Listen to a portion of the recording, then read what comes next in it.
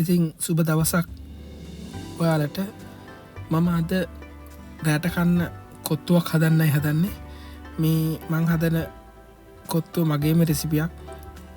සාමාන්‍යෙන් ගොඩක් වෙනසක් නෑ. ඔයාල හදන කොත්තුත් එක්ක බලනකොට මේ කොත්තුව ඔයාල හදන කොත්තුවත් එක්කම ගත්තම පොඩි වෙනස්කම් කිහිපයක් විතර මම කරන්නේ. ඉතින් මේක ගොඩක් රසයි. ඇත්තමකෝ මං කඩෙන් ගෙනල කොත්තු කන්න කැමති නෑ. යුතු තමයි කඩේ කොත්තුවට වඩා මං හදන කොත්තුව රසයි. ඉතින් ගෙදර අයත් කැමති මේක කන්න. ඉතින් ගෙදර අයත් කඩේ කොත්තුවට වඩා මේක රස නිසා අපි ඉතින් කඩෙන් ගේන්න මේ ගෙදරම හදලා කොත්තු කනවා. ඉතින් අද බලමු කොහොමද මේ විදියට අපි කොත්තුවක් හදාගන්නේ කියලා. මේ මම හදන කොත්තුව 3 දෙනෙකුට ප්‍රමාණවත්. මම කලින් මේ රොටි ටික කපාගෙන ඔක්කොම කරගෙන ඉන්නේ. ඊළඟට මම චිකන් එක කරියත් හදාගත්තා. චිකන් කරිය නම් වෙනම හදන විදිය මම ඔයාලට වෙන මේ වීඩියෝ එක දික් වෙන නිසා ඔයාලට වෙනම චිකන් කරිය හදන්නේ කොහොමද කියලා මේ වෙනම වීඩියෝ එකක් දෙන්නම් වෙලාවක. මේ ඉතින් අපි බලමු කොහොමද හදන්නේ කියලා. මම සාමාන්‍යයෙන් මේ කොත්තු රොටිය කපාගත්තට පස්සේ කොත්තු රොටිය මේ කපාගත්තට පස්සේ මම ඒක පොඩ්ඩක් මම ගන්න වියලිව. ඒක නිසා පොඩ්ඩක් වේලෙන්න ඕන. මේ මම කැමති නෑ අර කඩේ සමහරන දාලා ලඩේ වගේ ඇලිලා ගුලි වෙලා පිටි ගුලි වගේ වෙච්ච කොත්තු වලට මම ආස නෑ. එක එකනාගේ ආසාව වෙනස්. ඉතින් මම කැමති නම් මම කැමති ඉතින් සාමාන්‍යයෙන් හොඳට කොත්තු කෑලි ටික වෙන් වෙලා වියලිව හොදු ටිකක් දාන් කනකොට රසට කන්න පුළුවන් විදිය කොත්තුවකට. ඉතින් මම කලින් කපාගත්ත කොත්තු රොටි ටික මෙහෙම ෆෑන් එකට දාලා ටිකක් වෙලා මද රස්නෙන් මේ වියලි වෙන්න ආකාරයකට මේ පොඩක් රත් කරගන්නවා. මේක ටිකක් රත් වෙනකොට මේ හොඳටම මේ රොටි ටික වියලෙනවා. ඔයාලට බලාගන්න පුළුවන් මේ ආකාර ටික වෙලාවක් මෙහෙම දිගට කරගෙන ඉද්දි මේ රොටි ටික සාමාන්‍යයෙන් අර පිච්චෙන්න වගේ ගතියට පාට නිකන් ලා දුමුරු පාට වට වගේ හැරීගෙන එනවා. ඉතින් මම මේ වෙලාවේදී ලිප් ඔෆ් කරලා මේක ලිපෙන් අයින් කරගන්නවා.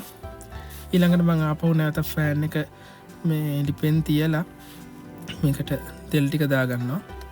තෙල් ටික දාගෙන ඊළඟට අපි අවශ්‍ය කලමනා ටික දාගමු.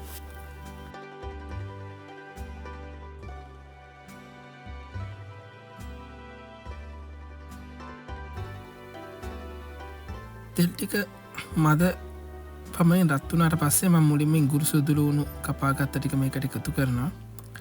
ඉඟුරු සුදු ලුණු ටික සාමාන්‍යයෙන් තැම්බීගෙන එනකොටම වගේ කර වෙන්න නොදී ඊළඟට මම මේකට කපාගත්ත අමු මිරිස් කරල් දෙකක ප්‍රමාණයක් විතර එකතු කරනවා.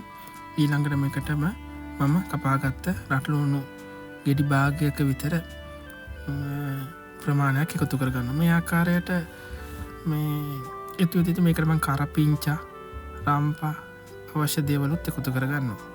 මේ ආකාරයට මේ ටික සාමාන්‍ය ආකාරයට මේ තෙම්පරාදු වෙන්න අරින්න ටිකක් වෙලා මේ ආකාර තෙම්පරාදු වේගෙන එද්දි ඊට පස්සේ අපි මොනවද බලමු එකතු කරගන්නේ.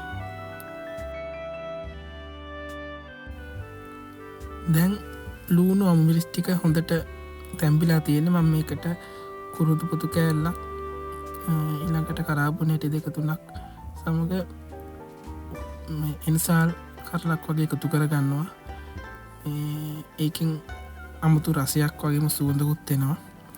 මේ ආකාරයට ඊට අමතරව මම සැරට කන්න කොහොමත් ආස නිසා මම ඊට අමතරව මේකටම එකතු කරගන්නවා මිරිස් කරල් කිහිපයක්, වේලිච්ච මිරිස් කරල් කිහිපයක්. මේක මේ ආකාරයට නැවතත් හොඳින් කවලං කරමින් තෙම්පරාදු වෙන්න ඉඩ අරින්න ඕන.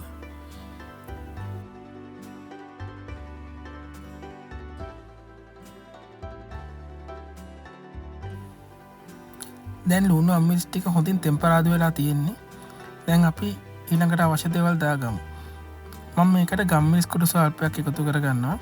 ඊට අමතරව තමන්ට කැමති ප්‍රමාණයට මේ කෑලි මිරිස් ස්වල්පයක් එකතු කරගන්නවා.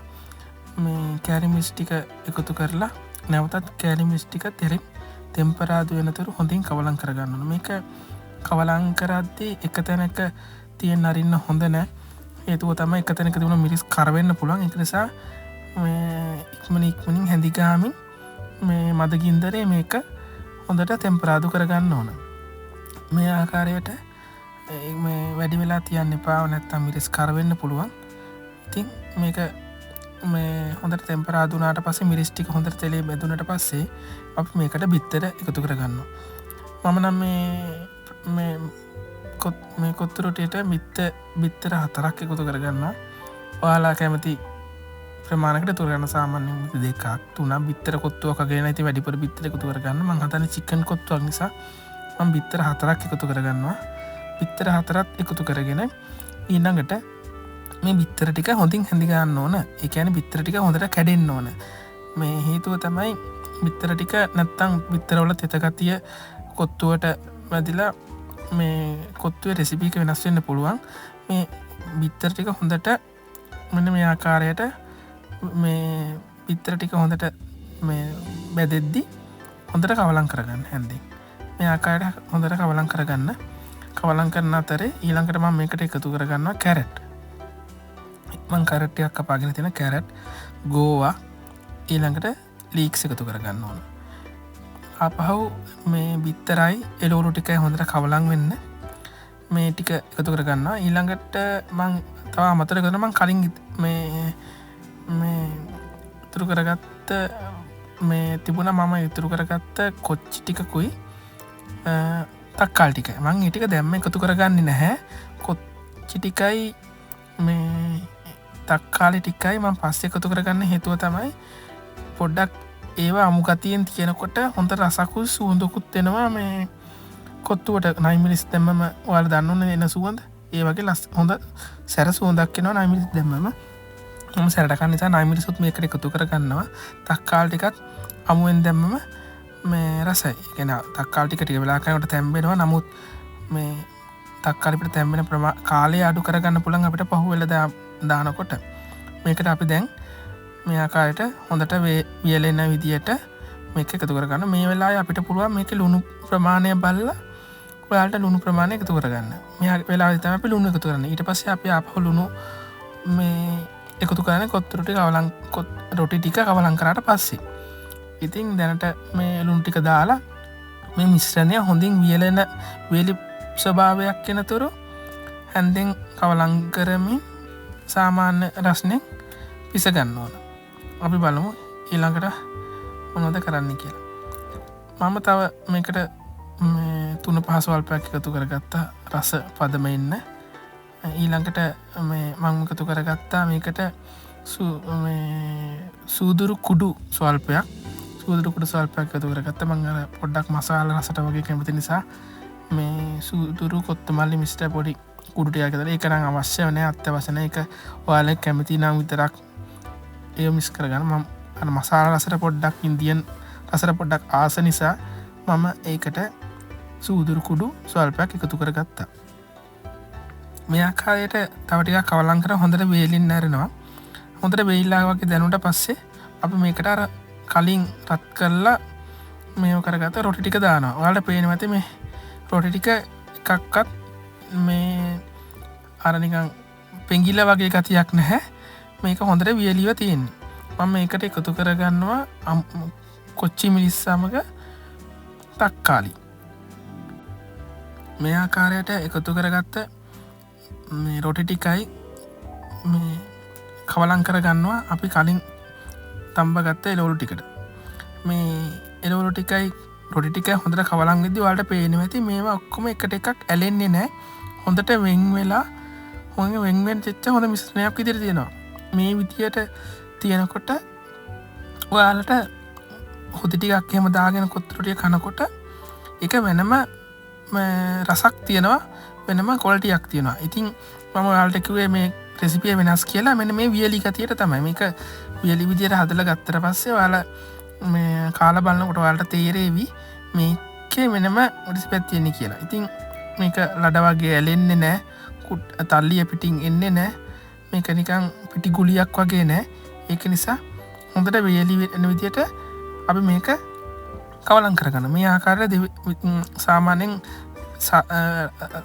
රස්නේ ගින්දරේ තමයි මම මේක කරගන්නේ. ඒක නිසා තමයි ඉක්මනින් හැඳි ගන්න. ඉක්මනින් හැඳි ගාද්දි මේ යට කරවෙන ප්‍රමාණය අඩුයි. ඒක නිසා අපි ඉක්මනට මේක හැඳි ගාලා වියලි ගතිය පොඩ්ඩක් වැඩි වෙනකම් තියනවා.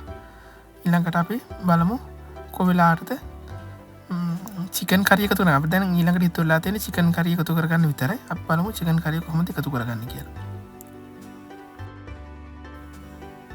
දැන් රොටි ටික එළවලු ටිකත් එක්ක හොඳ ටෙම්පරාදු වෙලා තියෙන්නේ. මේ වෙලාවේ අපිට පුළුවන් මේ ලුණු පදම බලලා නැවත ලුණු ටිකක් එකතු කරගන්න. දැන් මම චිකන් ටික එකතු කරගන්නවා. මේකට මම චිකන් කප් දෙකක් එකතු කරගන්නවා. මේකට මම කලින් චිකන් කරි එක හදාගත්තා. මම ඔයාලට කලිනුත් කිව්වා චිකන් කරි එක හදන විදිහේ වෙනම වීඩියෝ එකක් ඔයාලට අරන් දෙන්නම් කියලා. මේකේ ග්‍රේවි එක හොඳ උකුවට තියෙනවා. චිකන් කන්න සුපිරියටම මේ ග්‍රේවි එක එනවා. ඉතින් මම මේ ටික මේ විදිහට චිකන් දාලා මේ කවලම් කරගන්නවා. ඔයාලා දන්නවා ඉතින් අපි කඩේ කොත්තුවක් ගන්න ගියොත් බිත්තර අවශ්‍ය ප්‍රමාණය දාන්නෙත් නැහැ, චිකන් දාන්නෙත් නැහැ. ඉතින් අපි ගෙදර හදාගන්න එකේ වාසිය තමයි අපිට ඇති වෙන්න චිකන් බිත්තර අපි කැමති විදියකට දාගන්න පුළුවන්. බොරුවට සල්ලි වැඩියෙන් දීලා කොත්තුවක් කන වඩා මෙහෙම කොත්තුවක් අපිට ඊට වඩා අඩු වේදමකින් ඇති වෙන්න කන්න පුළුවන්. ඉතින් මම දැන් චිකන් ටික දාගෙන ඉවරයි. චිකන් ටික දාලා හොඳට කවලම් කරගන්න. මම මේ ගින්දර වැඩි කරලා තමයි රිපේ තියෙන්නේ. ගින්දර වැඩි කරලා තමයි මේ ආකාරයට කවලම් කරන්නේ. දැන් ඔයාලට පේනවා ඇති දැන් අර වියලි බව වෙනුවට තෙත ගතියක් ඇවිල්ලා තියෙනවා රොටි වලට. හැබැයි රොටි වලට තෙත ගතිය ආවේ චිකන් මේ කරි එකෙන් ග්‍රේවි එකෙන් උනාට මේ එකක්වත් එකට ඇලෙන්නේ නැහැ. මොකද දැන් කලින් වෙන් වෙලා හොඳට වෙන් වෙලා වේලිලා වගේ තිබිච්ච මේ රොටිය කොත්තු රොටි මිශ්‍රණය මේ දැන් කවලම් කරද්දී චිකන් දැම්ම කියලා හේවුදි වලට මේක පිටි ඇලෙන ගතියක්වත් මේ අර මේ පිටි ගුලියක් වගේ ගුලි ගහිලක් මුකුත් වෙන්නේ නැහැ. හොඳට මේ දාපු ඉන්ග්‍රීඩියන්ට්ස් ටික වෙන් වෙලා ගාන්ටම හැදිලා තියෙනවා රොටිය. දැන් ඉතින් හොඳම ලස්සනට එනවා. ඉතින් මේක ලස්සන වෙන්නයි රස වෙන්නේ තමන් ටේස්ට් එක උඩින් දා ගන්නවා. මේකට ඔයගොල්ලෝ පේනවා ඇති හොඳට රොටිය වෙන් වෙලා මේ කොත්තු රොටිය කොච්චර ලස්සනට ඇවිල්ලා තියෙනවද කියලා. ඉතින් දැන්ට මාර සුවඳක් එන්නේ මේකෙන්. දැන් ඊටඟට තව ටිකක් වෙලා අපි මේක මේ ලිපේ තියා ගන්නවා. මම මේක තද ගින්දරේ තියන් ඉන්නේ ලිපේ ටිකක් වෙලා යනකම්. ඊට පස්සේ ඔයාලට පොඩ්ඩක් තෙත ගතිය වඩා කඩු වෙනවා වගේ ගතියක් දැනනොත් එහෙම කොත්තු එකේ ඔයාලා පුළුවන් ආපහු චිකන් ග්‍රේවි එකෙන් පොඩ්ඩක් දාලා මේ කොත්තු එක මේ නැවතත් කවලම් කරගන්න. ඔයගොල්ලන්ට පේනවා ඇති හැන්දෙන් උඩට කරද්දි මේ කොත්තුව කොහොමද වෙන් වෙලා තියෙන්නේ කියලා. ඒක නිසා අර කනකොට එහෙම මේ ඔයගොල්ලන්ට හොඳ වෙනසක් දැනෙවි. බලන්න මම දැන් පිඟානට බෙදාගත්තා. චිකන් ග්‍රේවි එක මෙහෙම තියෙනවා. මේ කොත්තු ඔතන තියෙනවා. මේ චිකන් ග්‍රේවි එකේ උකු එක ඔයා දැක්ක නේද? ඉතින් ඔන්න ඔහොම තමයි රසමරස කොත්තුවක් ගෙදරදී හදන්නේ. ඔයාලා මේ වීඩියෝ එකට කැමති නම් subscribe කරලා like කරලා තියාගන්න. බොහොම ස්තුතියි.